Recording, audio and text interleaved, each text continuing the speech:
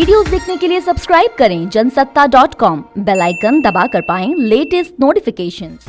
नमस्कार, स्वागत है आपका जनसत्ता में और मैं हूं कुमार संभव जैन। आज तारीख है 29 जुलाई और दिन है बुधवार का और मैं आपके सामने हाजिर हूं अब तक की बड़ी खबरों के साथ। 1 अगस्त से बैंकिंग और वाहन इंश्योरेंस सहित कुछ नियमों में बदलाव होने जा रहा है। इन नियमों के बदलाव का असर सीधा आपकी जेब पर पड़ेगा। अगर आप कार, बाइक या स्कूटर खरीदने की प्लानिंग कर रहे हैं तो अगले महीने से ही आपको ये थोड़ा सस्ता मिलेगा। 1 अगस्त से कार और 2 व्हीलर इंश्योरेंस से जुड़े कई नियम बदलने जा रहे हैं। भारतीय बीमा विनियामक और विकास प्राधिकरण यानी IRDA ने long term motor third party insurance package को वापस ले लिया है। अब गाड़ी खरीदते समय कार के लिए 3 साल और 2 पहिया वाहन के लिए 5 साल का इंश्योरेंस कवर लेना जरूरी नहीं रहेगा। वहीं 1 अगस्त से कई बैंक मिनिमम बैलेंस न रखने पर अतिरिक्त चार्ज वसूलेंगे। इनमें Kotak Mahindra bank, bank of Maharashtra, axis bank और RBL बैंक आदि शामिल हैं। बैंक ऑफ महाराष्ट्र में के बचत खाते में कम से कम 1500 की जगह 2000 रुपए रखने होंगे। मेट्रो और शहरी क्षेत्रों के खाता धारकों को अपने खाते में ये रकम रखनी होगी। वहीं ई-कॉमर्स कंपनियों को बताना होगा कि प्रोडक्ट कहां का बना है। कंपनियों से कहा गया है कि ग्राहकों तक सामान डिलीवर करने से पहले ये बात साफ हो जानी चाहिए कि प्रोडक्ट का कंट्री ऑफ ओरिजिन क्या है, यानी कि प्रोडक्ट किस देश में बनकर तैयार हुआ है, ये ग्राहकों को पता लगना चाहिए।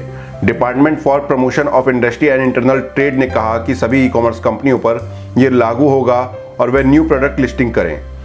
आपको बता दें कि केंद्र की नरेंद्र मोदी सरकार बीमा क्षेत्र को रणनीतिक सेक्टर का टैग देने पर विचार कर रही है। इस नीति के तहत बीमा सेक्टर में सिर्फ 4 सरकारी कंपनियां ही रखने का प्रस्ताव है। साफ है कि इस सेक्टर में भी सरकार निजीकरण की राह पर बढ़ने की तैयारी में है। फिलहाल भारतीय जीवन बीमा निगम समेत देश में 7 सरकारी बीमा कंपनियां हैं। बिजनेस स्टैंडर्ड की रिपोर्ट के मुताबिक railway, oil and gas, defence, space, atomic energy sector को भी रणनीतिक टैक्स सेक्टर का टैग देने पर विचार चल रहा है। भारत और चीन के बीच पिछले करीब 3 महीने से लद्दाख स्थित LAC पर तनाव जारी है। 4 दिन पहले ही भारत की तरफ से ऐलान हुआ था कि दोनों देश अब LAC पर तुरंत और पूर्ण रूप से पीछे हटने को तैयार हो गए हैं। इस बीच चीन का कहना है कि दोनों देशों की टुकड़ियां सैन्य और राजनयिक जरियों से बातचीत के बाद ज्यादातर टकराव वाले इलाकों से पहले ही पीछे हट चुकी है। अभी तक इस बारे में भारत सरकार या सेना की तरफ से कोई भी प्रतिक्रिया नहीं आई है।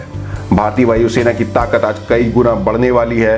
काफी लंबे वक्त से जिस लड़ाकू विमान का इंतजार था वो राफेल विमान आज भारत पहुंच रहा है। भारत और फ्रांस के बीच हुए सौदे के तहत राफेल लड़ाकू विमान की पहली खेप आज भारत के अंबाला में पहुंचेगी। पहली खेप में कुल 5 लड़ाकू विमान होंगे जिन्हें रिसीव करने के लिए खुद वायुसेना प्रमुख air chief marshal RKS Bhadauria मौजूद रहेंगे। माना जा रहा है कि अगर अंबाला का मौसम साफ नहीं होगा तो राफेल लड़ाकू विमान को जोधपुर के एयरबेस पर उतारा जाएगा। हालांकि जोधपुर एयरबेस के अधिकारियों ने अभी इसकी पुष्टि नहीं की है, लेकिन सूत्रों ने बताया कि इसे लेकर जोधपुर एयरबेस पर तैयारियां कर ली गई हैं। राजस्थान की सियासी लड़ाई इन दिनों कोर्ट में लड़ी जा रही है। सचिन पायलट गुट के एक और विधायक ने राजस्थान हाई कोर्ट में 3 याचिकाएं दायर कर दी हैं। आपको बता दें कि कांग्रेस से निलंबित विधायक भंवरलाल शर्मा ने आज हाई कोर्ट में SOG की ओर से दर्ज FIR को रद्द करने की मांग को लेकर याचिका दायर की। इन याचिकाओं पर सुनवाई 4 अगस्त को होगी। उधर बीजेपी विधायक मदन दिलावर ने BSP विधायकों के कांग्रेस में शामिल होने के मुद्दे पर राजस्थान हाई कोर्ट में याचिका दायर कर दी है।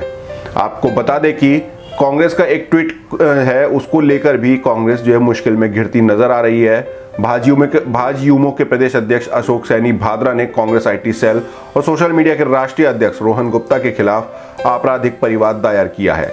जयपुर सत्र न्यायालय में दायर किए गए इस परिवाद में कांग्रेस की राष्ट्रीय अध्यक्ष सोनिया गांधी को भी पार्टी बनाया गया है। भारत में कोरोना वायरस संक्रमण के मामले तेजी से बढ़ते जा रहे हैं। पिछले 24 घंटे के दौरान देश में कोरोना के कुल 48,512 नए केस मिले। इसके साथ ही 768 लोगों की मौत भी हो गई। फिलहाल भारत में संक्रमितों का आंकड़ा बढ़कर 15,31,000 के पार पहुंच चुका है, जबकि मरने वालों की संख्या 34,193 पर पहुंच गई है। भारत में एक्टिव केसों की संख्या भी 5 लाख के पार पहुंच गई है। ये थी अब तक की बड़ी खबरें। आपको हमारी ये रिपोर्ट कैसी लगी कमेंट बॉक्स में जरूर बताएं। देश दुनिया की और भी खबरों से रूबरू होने के लिए बने रहिए जनसत्ता के साथ।